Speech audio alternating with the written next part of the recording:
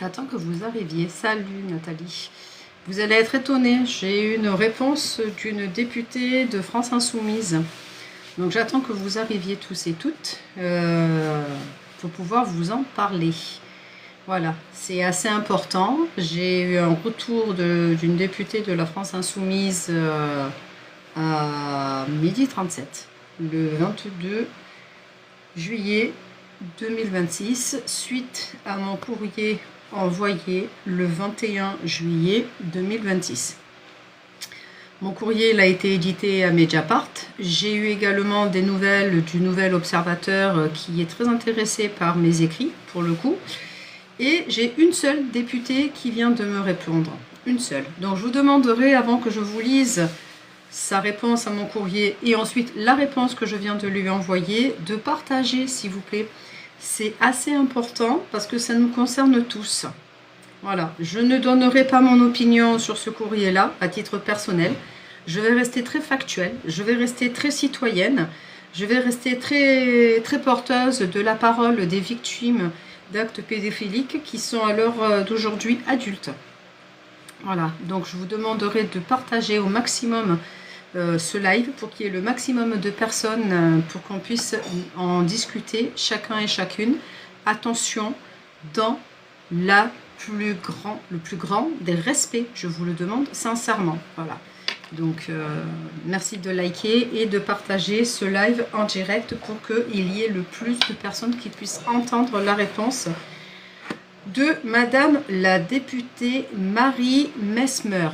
Voilà, c'est très important. Donc partagez, relayez, parce que la réponse, elle mérite d'être lue. Du moins, sa réponse mérite d'être lue. Comme moi, mon autre demande à sa réponse mérite d'être elle aussi lue. Évidemment, chaque fois que j'aurai un député qui va me répondre, je vous ferai évidemment la lecture de ce courrier. Voilà, nous allons voir comment nos députés nous écoutent, comment nos députés voient le devenir de tous et de chacun, comment nos députés comptent agir et réagir pour que nous ayons une France beaucoup plus sereine, beaucoup plus stable dans tous les sens du terme. Voilà, donc j'espère que vous partagez bien ce live, j'espère que vous likez bien ce live, c'est très important. Je le fais là exclusivement que sur TikTok, volontairement pour que ça soit énormément relayé. Je ne veux pas me servir de mon YouTube pour ça. Donc je vous demanderai de partager. J'ai vu que 3 partages, vous êtes 20 personnes et j'ai vu que 3 partages. C'est très important, ça concerne tout le monde. C'est une députée qui m'a répondu, c'est la députée Marie Messmer. Donc merci de partager, merci de relayer. On y va. Alors, la réponse, elle est arrivée aujourd'hui, donc le 22 juillet 2026, exactement, hop, à 12h37. Hop, je vais mettre mon téléphone ici. Ça sera beaucoup plus simple. Madame la députée Marie Messmer vous remercie sincèrement pour votre interpellation ainsi que pour votre engagement profond et personnel dans la lutte contre la pédocriminalité dans notre pays. Le groupe parlementaire de la France Insoumise, notamment à travers le travail mené par la députée Gabrielle Catala, s'est positionné contre l'instauration de la peine de réclusion criminelle à perpétuité pour les auteurs criminels en s'appuyant sur plusieurs arguments. Tout d'abord, cette mesure ne figure dans aucun des rapports remis au pouvoir public sur ce sujet, alors même que ces travaux reposent sur de nombreuses auditions, notamment d'associations de victimes et d'experts. À titre d'exemple, parmi les 80 préconisateurs formulés par la Commission indépendante sur l'inceste et les violences sexuelles faites aux enfants, CIVIS, élaborée à partir de plus de 30 000 témoignages, aucune ne préconise cette mesure comme un moyen de mieux protéger les enfants. Par ailleurs, il n'existe à ce jour aucun travail de recherche rigoureux démontrant l'efficacité d'une telle peine, notamment concernant son éventuel caractère dissuasif auprès des agresseurs. Pour nous, l'élément véritable dissuasif réside avant tout dans la certitude pour les auteurs d'être identifiés, poursuivis et condamnés. Or, comme vous le savez, cette certitude est aujourd'hui loin d'être garantie. Seule une faible proportion des auteurs de violences sexuelles sur mineurs répondent effectivement de leur acte devant la justice. En outre, cette mesure risquerait de rester largement théorique au regard des difficultés persistantes liées à la révélation des violences et à la prise en compte de la parole des victimes. C'est pourquoi les députés du groupe La France Insoumise continueront de s'opposer à cette proposition tout en réaffirmant leur engagement constant pour renforcer la protection des enfants, améliorer l'accompagnement des victimes et lutter efficacement contre les violences pédocriminelles. Nous vous remercions à nouveau pour votre témoignage et pour votre mobilisation à cette cause essentielle. Bien cordialement, Tiffany Grignard, collaboratrice parlementaire pour Marie Messmer, députée de la première circonscription d'Ille-et-Vilaine. Ça, c'est sa réponse que j'ai reçue. Et là, c'est ma réponse. Madame la députée, je vous remercie d'avoir pris le temps de répondre à mon courrier. J'ai lu votre réponse avec beaucoup d'attention. Je comprends les arguments que vous développez concernant la prévention, les moyens de la justice, les recommandations de la Civise et la nécessité d'améliorer l'identification et la condamnation des auteurs de violences sexuelles sur mineurs. Cependant, je crois que vous n'avez pas réellement répondu à la question que je vous ai posée. Mon courrier ne parlait pas uniquement des enfants d'aujourd'hui. Il parlait des enfants d'hier. De ces milliers de petites filles et de petits garçons devenus femmes et hommes qui continuent parfois 40, 50 ans après les faits à vivre avec des conséquences de ce qu'ils ont subi. Vous évoquez les futures victimes. Moi, je vous parle de celles qui existent déjà. Je vous ai raconté un souvenir personnel. Après la condamnation de mon agresseur, je l'ai croisé dans le métro. En quelques secondes, tout est revenu. Je n'étais plus une adolescente, j'étais redevenue la petite fille terrorisée. Ce jour-là, ce n'était pas lui qui était prisonnier, c'était moi. C'est cette réalité que je voulais porter à votre connaissance. Et c'est précisément cette réalité qui ne trouve aucune réponse dans votre courrier. Vous affirmez qu'il n'existe pas de travaux de recherche démontrant l'efficacité de la réclusion criminelle à perpétuité. Je l'entends, mais permettez-moi de vous poser une question. Existe-t-il aujourd'hui une étude démontrant que cette peine est inefficace? À ma connaissance, non. L'absence de preuve d'efficacité n'est pas la preuve de l'absence d'efficacité. En réalité, personne ne peut affirmer scientifiquement si cette mesure fonctionnerait. Mais personne ne peut davantage affirmer qu'elle ne fonctionnerait pas. Je suis donc surprise qu'un argument présenté comme scientifique permet de conclure aussi catégoriquement. Vous expliquez également que le véritable effet dissuasif décide sur la certitude d'être identifié, poursuivi et condamné. Je partage l'idée, mais il faut renforcer les moyens de la justice. Mais là, encore, vous répondez à une question différente de celle que je vous ai posée. Je ne vous demandais pas seulement comment éviter les prochaines agressions. Je vous demandais aussi comment protéger les victimes lorsque leur agresseur se retrouve en liberté. Car lorsqu'un auteur sort de prison, sa peine est terminée. La nôtre, elle continue. Nous vivons avec la peur de le croiser. Nous regardons autour de nous dans les lieux publics. Nous nous demandons s'il habite toujours près de chez nous. Nous pensons à nos enfants et pour certains à nos petits-enfants. Nous revivons parfois le traumatisme en quelques secondes. Cette réalité-là ne disparaît pas. Dans cette réponse, vous citez les recommandations de la Civise. Je respecte profondément le travail de cette commission. Mais je crois aussi que les victimes ont le droit d'apporter une réflexion qui ne figure pas nécessairement dans un rapport officiel. Les rapports sont indispensables. Les témoignages le sont tout autant. Je voudrais également vous poser une autre question. Pensez-vous qu'une victime de 8 ans cesse d'être une victime quand elle devient majeure?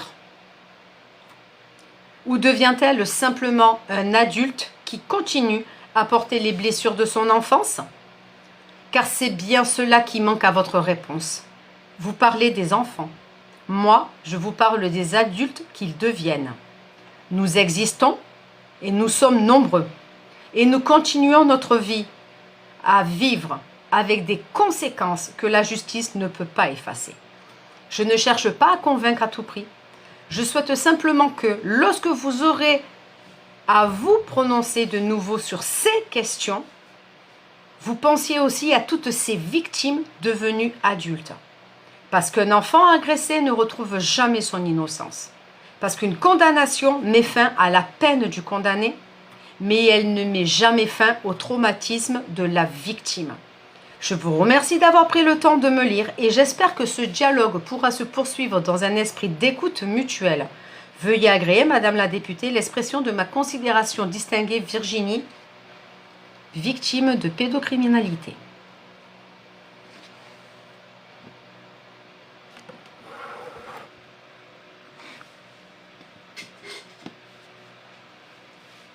Point final.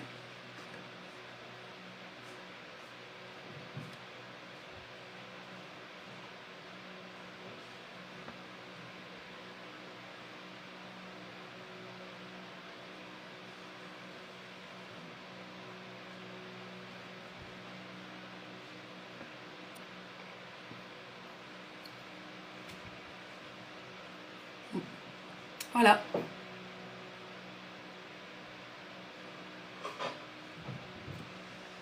J'attends vos réactions.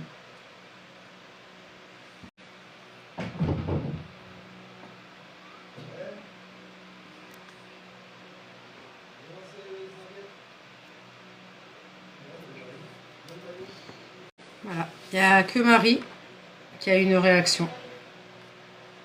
Ok. Super. Parfait. J'aime bien juste une seule réaction à quelque chose qui, soi-disant, vous heurte tous. C'est dingue, hein? Là, j'avais oublié, c'est de la France.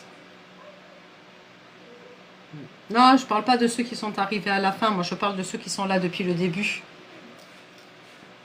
Je parle de ceux qui ont entendu le courrier de réponse de la députée qu'elle m'a envoyé et le courrier de réponse que je lui ai fait. Et je n'ai qu'une seule réaction. Ça va. Parfait. L'habitude, hein, maintenant. Mais c'est ça, ils ne se rendent pas compte des conséquences.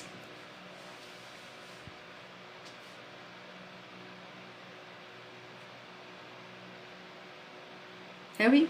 Donc cette vidéo, je vais l'extraire. Et je vais vous la partager en plus long. Qui, j'espère cette fois-ci, sera énormément partagée. Comme je vous ai dit, je vous lirai toutes les réponses que je recevrai de tous les députés à qui j'ai écrit. Et ils sont très nombreux. Ils sont très nombreux. Encore une fois, tu poses une question, tu n'as pas de réponse. Voilà. On parle des enfants actuels. Ok, d'accord, mais j'entends qu'il faut faire quelque chose maintenant pour les enfants actuels. Quelque chose que vous n'avez pas fait quand nous étions enfants à cette époque actuelle. Qui maintenant, nous sommes adultes avec les conséquences derrière.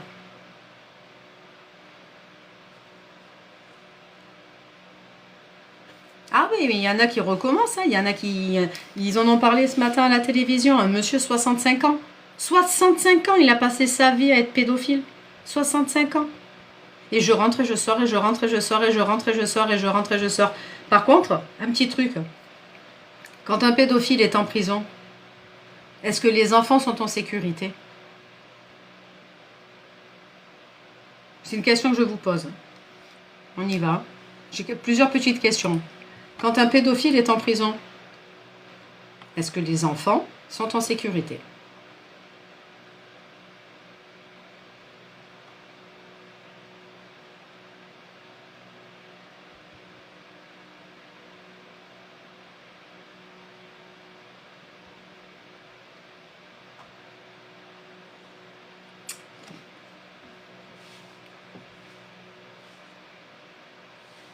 Et si un agresseur est enfermé à vie, si un pédophile est enfermé à vie, est-ce qu'il peut récidiver à l'extérieur?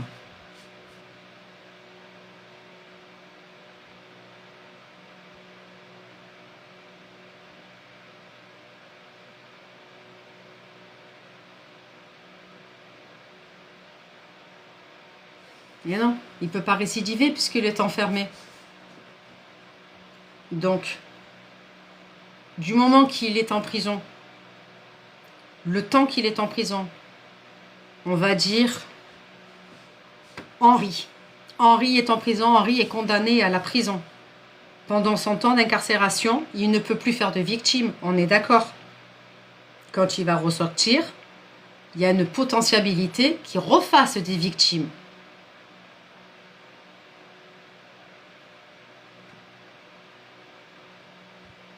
Donc pour éviter qu'il y ait de nouvelles victimes, il faut qu'il reste en prison.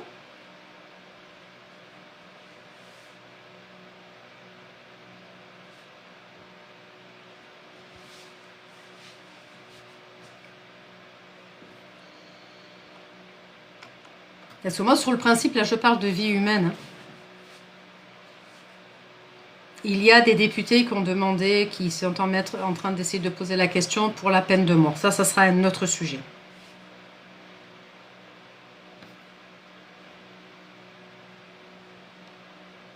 Mais il y en a plein, malheureusement, Mimi, désolée pour toi, mais c'est vrai qu'il y a beaucoup. Ils peuvent faire toutes les statistiques qu'ils veulent, mais nous, en tant que victimes, on le sait. On le sait.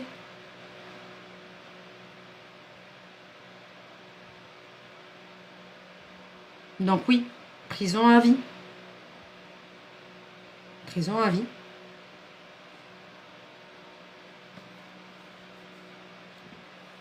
Voilà. Donc je vous lirai ça si j'ai une autre réponse de la part de cette députée et si j'ai des réponses des autres députés auxquels j'ai écrit. Je vais vous tenir informé régulièrement de ça.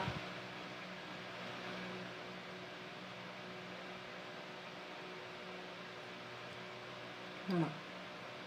Tant que non, on ne l'a pas vécu, on ne peut pas savoir. On peut juste supposer, théoriquement, psychologiquement, mais malheureusement, ils ne peuvent pas le comprendre. Je remercie le peu de personnes qui ont suivi ce live. Je remercie le peu de personnes qui participent à ces lives. Je remercie le peu de personnes qui se sentent concernées par ce qu'il se passe.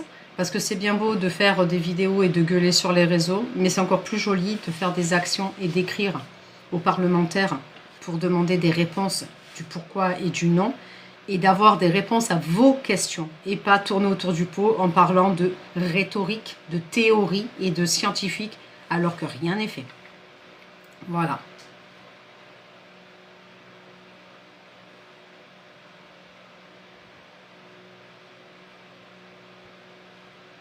Allez-y, je n'arrête pas de vous dire, ça fait des années que je vous dis, écrivez-leur. Moi, je leur écris. Quand je ne suis pas d'accord avec quelque chose, je donne mon opinion en tant que citoyenne. Éventuellement, ils sont là pour les citoyens, donc ils doivent répondre aux citoyens. Voilà.